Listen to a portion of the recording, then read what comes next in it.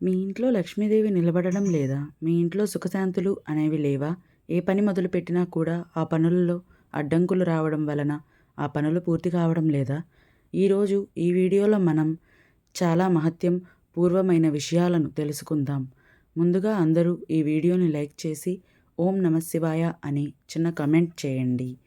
ఎవరైతే మహిళలు రాత్రి తమ భర్తతో కలిసి నిద్రిస్తారో వారందరూ కూడా ఈ విషయాలు తెలుసుకోవడం చాలా చాలా అవసరం. అలాగే ఎవరైతే భార్యలు తమ భర్తతో ఎప్పుడూ కూడా కోపాన్ని చూపిస్తూ ఉంటారో, కోపంలో వారి భర్త దగ్గర నిద్రించరో వారందరూ కూడా ఈ వీడియోని చివరి వరకు ఎక్కడా స్కిప్ చేయకుండా చూడండి. ఒక ఊరిలో పేదవాడైన సేటు నివసిస్తూ ఉన్నాడు. మీరు అనుకోవచ్చు, సేటు పేదవాడు ఏంటి అని. రెండు భిన్నమైన శబ్దాలు ఒకేసారి ఎలా అని. ఇదంతా కూడా భాగ్యం ఆడే ఆట. ప్రతి వ్యక్తి జీవితంలోనూ ఎత్తుపల్లాలు సుఖదుఖాలు అనేవి వస్తూనే ఉంటాయి.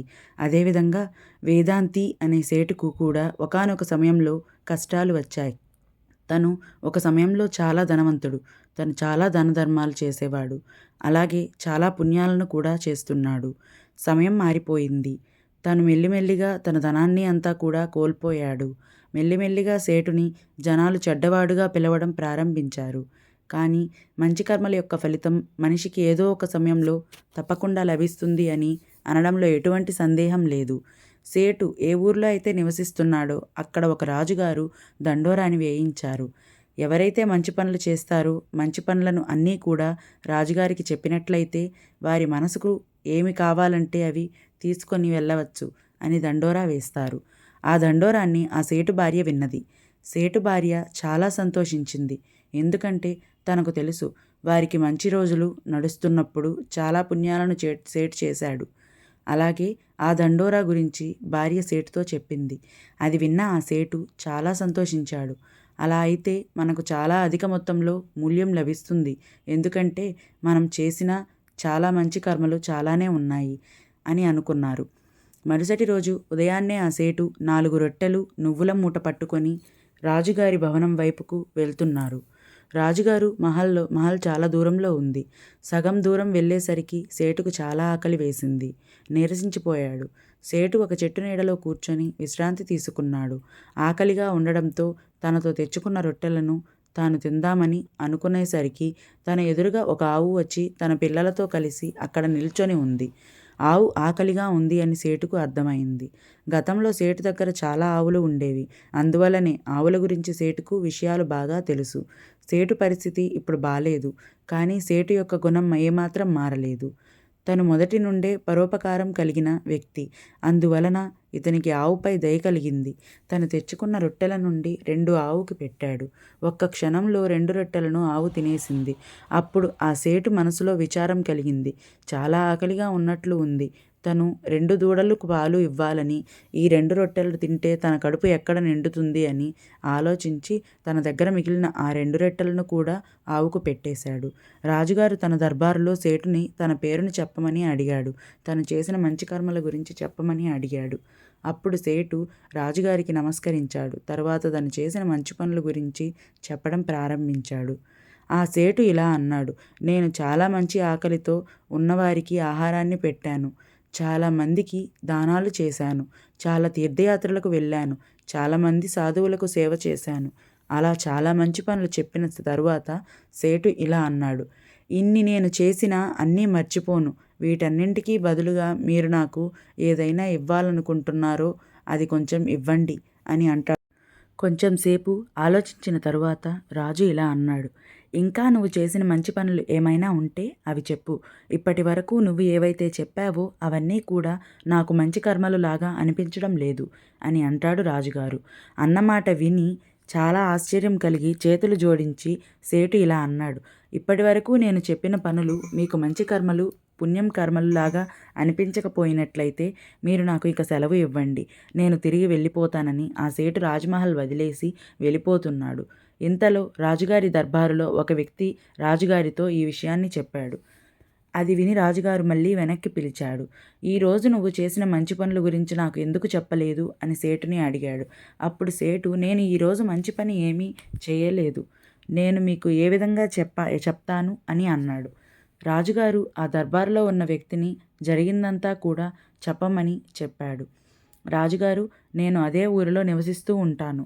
ఎక్కడైతే ఈ సేటు విశ్రాంతి తీసుకోవడానికి కూర్చున్నాడో అక్కడ తన దగ్గర ఉన్న మొత్తం ఆహారాన్ని కూడా ఆవుకే తినిపించాడు.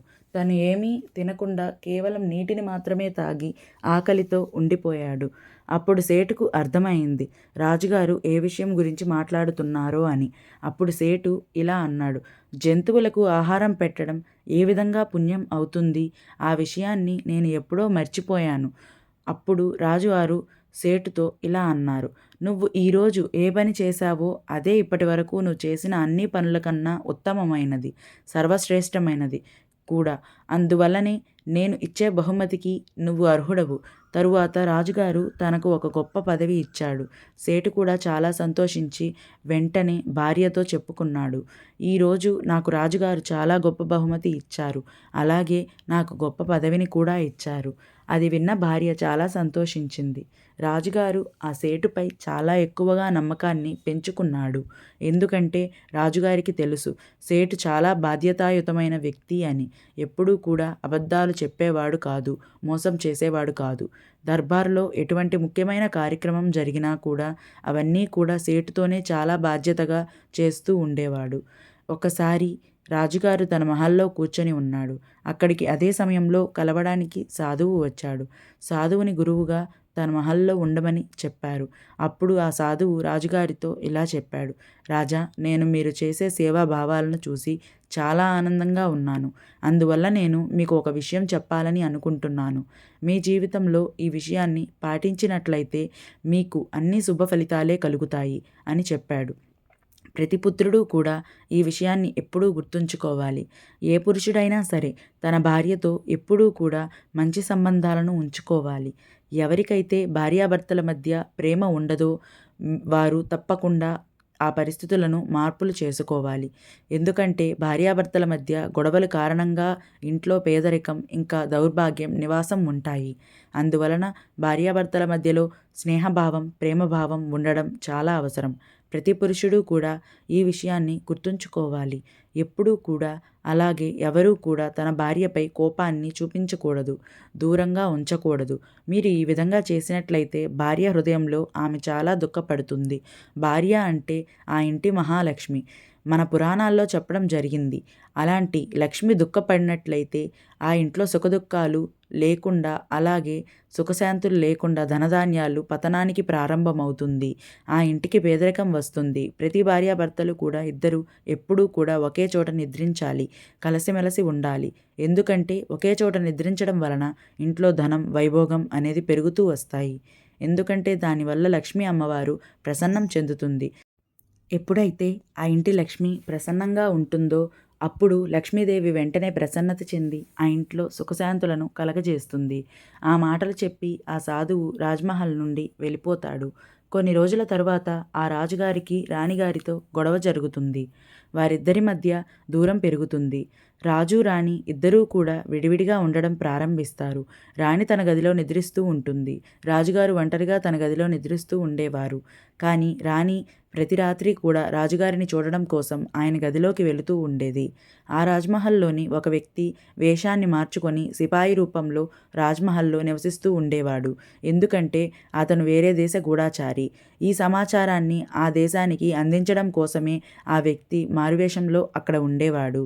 ఆ వ్యక్తికి అర్థమైంది ఇక్కడ రాజు, రాణి మధ్య గొడవ జరుగుతుంది అని. ఆ వ్యక్తి దాని వలన లాభాన్ని పొందాలని అనుకున్నాడు.